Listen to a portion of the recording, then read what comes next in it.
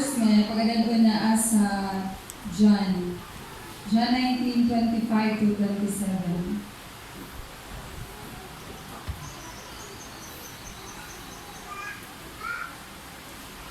Ako ba nini? Ako ni.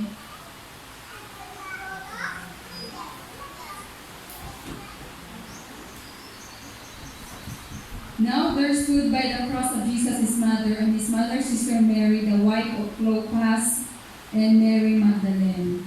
So, kuan kay ni na ato diri kasagaran kid ani ang sa ano gini siya sa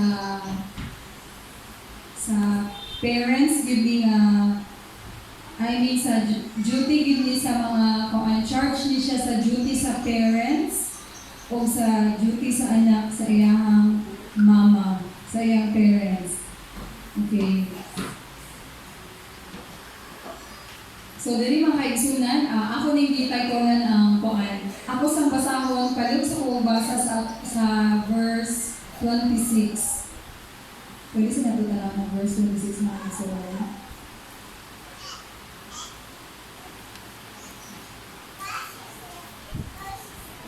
John 19:26. So, nag-ingon diri mga igsuon.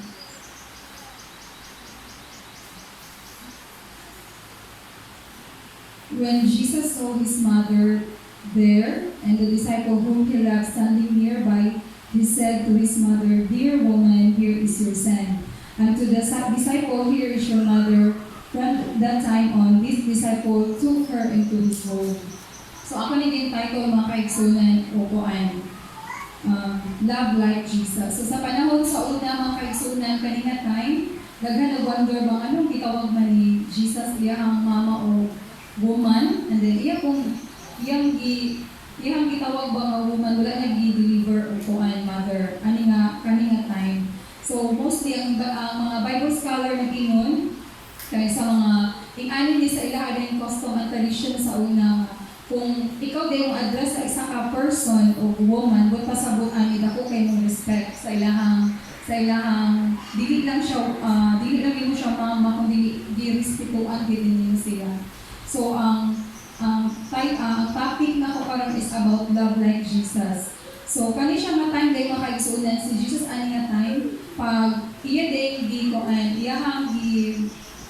iyahang kanang sa gitawag ani iyahang kanang wala na bitaw kay tinagitagaan gihatag nimo ang care sa isa nimo ka mama or isa nimo ka parents didto sa imuhang. So ang gi-address mo ko ni Jesus really beloved disciple kay sa John.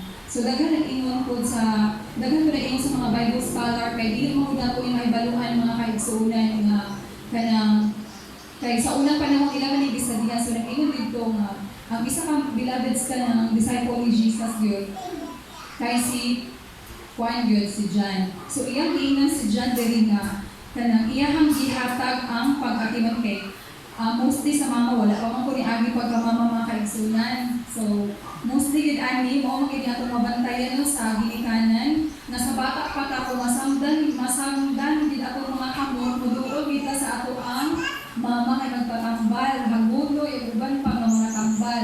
Mostly mao pinag-response sa mga bata kung naakit sila sa mga painful moments. Di ba mamitina? Mas hindi anak mamitina, magigutong ka, muduol kita kang pastor, si pastor sa luyo o si mamitina. So, ano ba kaigsunan? Ang ino sa Bible scholar, ang minungdan day ani nga concern, ang ino diri as a firstborn son manggid si Mary na firstborn son manggid si Jesus, di ba? So naa sa iya kay tao pud diya siya so nakit sa iyang care and concern na responsible siya sa iyang mama nga si Mary. And then kani nga time manggod widow na si Mary, wala na yung mag-atiman sa iya except of course iyang mga igsuon dili magid sila igsuon gyud as in na literal gid kay pagka kuan sa igsuon ni Jesus. So, ang concern ni Jesus sa unang panahon na bata pa siya ang magpako. Nakabalo ko, sa ngalan ba ni Jesus, sa bata pa siya, sa wala pa siya sa pag-ministry niya sa diharian sa Ginoo. So, ang yan nabalaan ni Jesus is ang buhay sa unang kapalaban na bako karon sa book of John nang makita mga kaigsuonan nga kaningang passage yun nga si Mary gyud iyang mama nagtindog sa tiilan ni Jesus. Kanina gyud sa tanan nga sa Synoptic Gospel. So dili ra makita sa book of John nga nakita ra gyud ni istorya dili nga si Mary nitindog ang uban pod nga mga Maria. So nga na nakita po. So kanina mga kaigsuonan isang gyud ka punto ani sayon na kayo mga igsuon. So tanan makita diri mo wala man tanatawong wala tay parents maski nang uban abandoned na gyud ba wala na ginikanan pero gikan tidak sila sa ginikanan gyud. So ang first day diri makaisunan ang gusto day pasabot ni Jesus ato pa Mary nga ginan day gi-charge niya yung disciple nga si John nga John akong ibilin sa imo akong mama kay hindi naman ko ka-provide kay nituman man ko sa kabubuton sa Ginoo ako siya ihatag kanimo concern day si Jesus ato matay nga unsa na lang may tabusi ang mama nga siya bang firstborn son si Jesus unya dili siya ka-take good care. So ang first na message ani makaigsunan is we have love for our family. So love for our parents. So dear children, ingon sa Exodus 20:12 let's honor our father and mother mga kaigsunan. So atong i-honor atong atimanon ato ang mga ginikanan. Our love for parents. Number one thing a priority is love for our family or love for our parents. No, say Jesus na ani nga time concerned kay siya sa may tabo sa iyang mama. That's why iyan ang ingan si John nga gipailala woman, this is your son and son, this is your mother. No, kanang iyan ang gihatag kay dito sa verse sa 27 mga kaigsunan.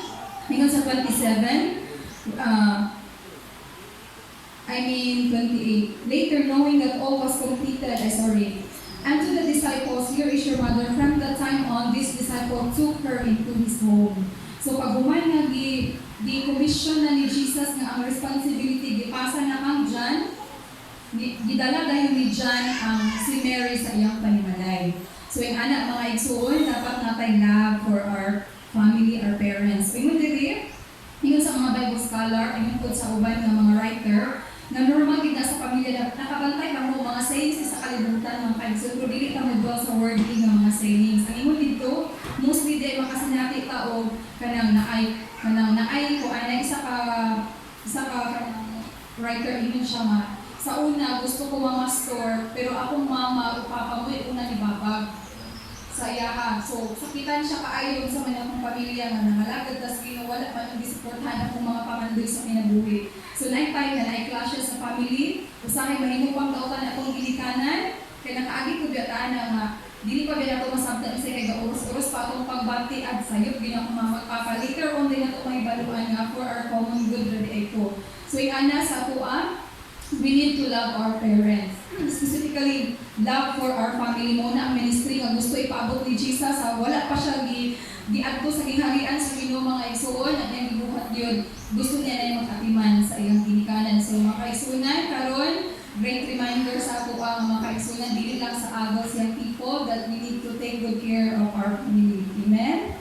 So karon reminders na, as Jesus did on the cross, let's love like Jesus. Iya giday tabang ang gusto giday niya nga naa sa heart ni Jesus na iya ako yung tabangan, ako yung atimanon ang ako ang pamilya. Second, responsibility for our family. Responsibility, pamilya gihapon ang dimension diri niya. Responsible from providing we are responsible for our family's obligation. So natay mga obligasyon sa akong pamilya mga igsuon. It could be material things o unsa pa na dapat ako ang ginagangpanan mga kaigsuonan. So ingana gyud. So mo gina ang message sa ginawa sa ato we need to provide for our family. Ingon dito sa 1 Timothy 5:8, if anyone does not provide for his own relatives and family and for his immediate family, he denied the faith and worse pa siya sa unbeliever. So, inong biblical, hindi siya mga kaigsunan. Kung dinato i-provide ang atong family, dinato i-take good care, luwi na ka ng manglilimos diya sa kilid, mga kaigsunan, mga taasa ka ilang parent, ilang mga anak ani. So, bahalag, dili kay kadaghanan atong kwarta ka na, pamagyapon sa pagpaningak kamot, as long as atong matabangan atong pamilya, mga kaigsunan, isa na mga heart ni Jesus ato ang atong tabangan atong family, ato ang sila bilang atong priority nga atong ma-provide. That's why karon kasagaran din sa pamilya, nagi ko'y naakuan, among na compare, napagid ko'y sa intercultural communication, isa sa subject na ko sa akong college. Ingon dito nga na ay two types of kanang kuan race, na ay pluralism sa intercultural communication, yung mga kaisulan na ay individualism. Asian families where kuan branded ta nga pluralism, bahalag mga anak, mas ay mong parents na ay muta kanang gid anak nga silingan ana iya ko mga anak o kaya ang ginikanan mostly no ing anak gina siya. So Asians pag ulang puta nag-adapt karon nga moadto na ako ang uban nga anak sa lagyo, dili na magpuyo magpayag sa kilid sa yuta sa mama. So moadto na pud sa lain dapit pero nag-provide gihapon guidance ang parents, nagstorya ra gihapon sila anak. Pero Asians like us, so isang kita no ing anak pluralism, pero you know what, sa mga Americans sa uban, wala na sila nag-consider anak individualism sila. Kung ila-ila ra yun, ang ginikanan, maningkamot sila gilaha. So yung anak, pero ilang ng culture, di ko na to pwede sila dauton mga kaigsunan. So ako niya kung i-embrace ang mga diversity sa atong mga kaigsunan. So karon ang atong conclusion ng kaigsunan, mag-ampo kita sa Ginoo ang atong kasing-kasing sama ni Jesus nga dili ginato i-take for granted ang atong parents, ang atong family. Amen? So ang atong ministry mga kaigsunan, klaro na magigay ng alagad, tas gino-direct magigay kay Jesus atong priority. Ang atong gapong priority gapong mga kaigsunan ang atong family. So kinahanglan na kung mga alagad tas Ginoo uban ginato atong pamilya. Ato ginag-challenge atong self na dili pud magkagigay ato ang parents at the same time ang ato ang pamilya nga kaugalingon gyud. Dili lang magkagidlay physically, literally yung kagidlay ko dili spiritually mga kaigsunan. So, nakabantay ba mo? Ako din nalimtan ako mention igsoon. Pag ingon ni Jesus kang dyan nga, woman, this is your son, and son, this is your mother. Pag ingon niya, gidawat yun di dyan ang kanang sa pag-anit. Gidawat ni dyan ang kanang mission na iya gindawakon si Mary nga wala na naguna-una si John sa ipakaula ni sa mama ni Jesus nya kabalo biya si John nga si Mary ana dili maayo ang iyang kinabuhi sa pananaw sa uban nga tao kay di consider ba si Jesus nga kriminal. So dili maayo ang tumundo pero wala siya nagduha og buha. So kita mga kaigsunan sama ko ta ni John nga kung unsa man gihatag sa buhi, di man ta kapili sa atong mama papa sa atong family pero napatay chance mga kaigsunan nga ato nang himuon nga maayo ang love story sa atong family. Amen. So yung atong gawaton ni nga mga responsibility nga nasa atong pamilya atong ulian ang Ginoo sa mga pagpasalamat sa iyang kamaayo sa atong kinabuhi. Ingon diri, love like Jesus. O ako ang gitapat yun nga napay love for our family or love for our parents, and we have the responsibility for our family and we need to kanang obligated ta i-provide gid nato ang atong pamilya o i-take good care. Pero wala man di man kung millions ba kung gihatag sa ilang habas as long as mga kaigsunan mga atong gipakita gid atong pag-amping. So lingi adira igsuon kung kinsa na ang imong ginikanan diha sa luyo. So, ako po mo ihagit, dili lang ni siya limited lang sa atong yung physical parents, kundi ako po sa atong pastor, kamamitina, sa atong mga kaigsunan diri sa church, ato po nag-i-extend. Amen mga kaigsunan. So, to God be the glory, greater things in this land for our lives. So, atong ihatag ang pagpasalamat sa pagpulit ng Diyos. Praise the Lord. Praise God.